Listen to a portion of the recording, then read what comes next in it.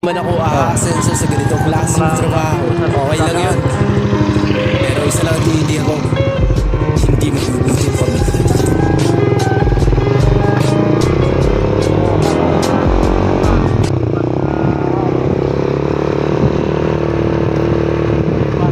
Natapos yung mga lubak-lubak ko.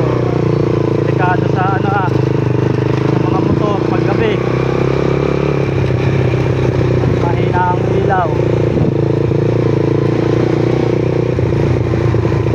Kung tumamo ay hindi pa rin ako. Malalim dito.